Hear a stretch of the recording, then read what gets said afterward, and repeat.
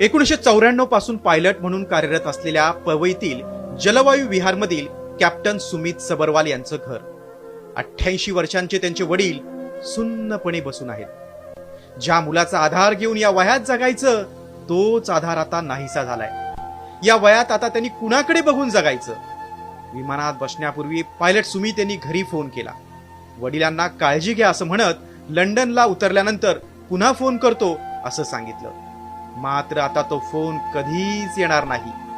लग्न करून संसार थाटण्याची सुमित यांची स्वप्न नियतीने धुळीस मिळवली. या वयात वडिलांना एकाकी करून गेली. लोक त्यांना ओळखायचे. काल सोसायटीला ते झालेलं बघून खूपच धक्का लागलेला आहे आणि त्यांना त्यांच्या घरी लोक भेटायला जात आहेत हे बघून त्यांची लोकप्रियता